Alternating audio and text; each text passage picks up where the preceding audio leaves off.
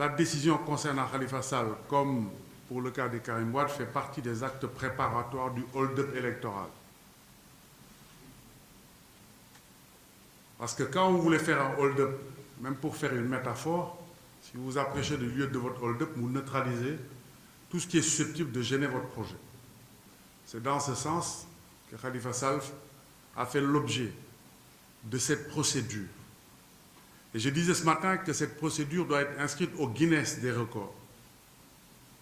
Dans la mesure où on n'a jamais vu une procédure d'une telle complexité, traitée de manière expéditive en moins de 2 ans, entre l'instruction, l'information, entre l'instruction préliminaire, l'enquête de police, pardon, l'instruction devant le juge d'instruction, le tribunal, la cour d'appel, la cour suprême.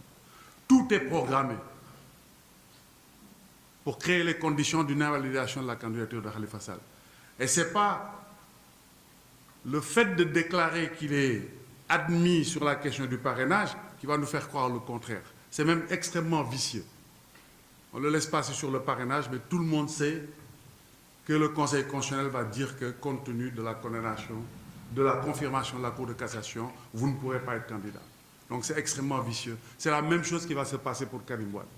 Au moment de la décision du Conseil constitutionnel, on va sortir l'argument massif pour invalider sa candidature. Donc c'est à inscrire dans le Guinness des records et dans les pages noires de la justice du Sénégal. Ce qui s'est passé jusqu'ici est une simple mascarade. Et qui nous conforte dans l'idée que d'autres actes vont être posés, parce que l'acte concernant Khalifa Sall aujourd'hui suit la mascarade du parrainage, et d'autres actes vont être posés dans le cadre du hold-up électoral. Donc aujourd'hui, il faut considérer que le Conseil constitutionnel est dans l'impossibilité objective d'exercer son contrôle juridictionnel.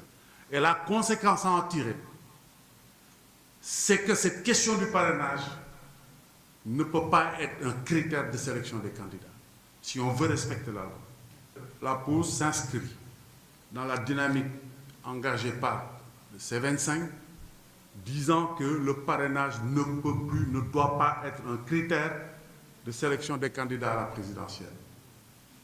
Qu'on doit se limiter aux autres critères parce que le contrôle prévu par la loi est objectivement impossible. Et que le Conseil constitutionnel est dans l'impossibilité objective d'exercer son contrôle juridictionnel. Les éléments du hold-up se situent aussi ailleurs.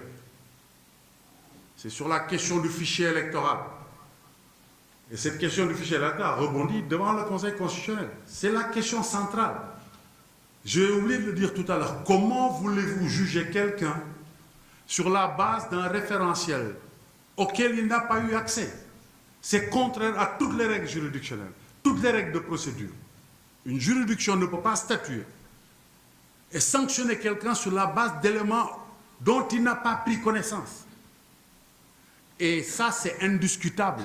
Parce que le dépositaire de ce document, en l'occurrence le ministre de l'Intérieur, a dit à qui voulait l'entendre qu'il donnera le fichier à personne. Donc personne ne peut discuter que ce fichier était inaccessible à tous les candidats qui ont déposé leur dossier, sauf à un candidat. Et ça, c'est une violation flagrante d'une règle élémentaire d'égalité des candidats.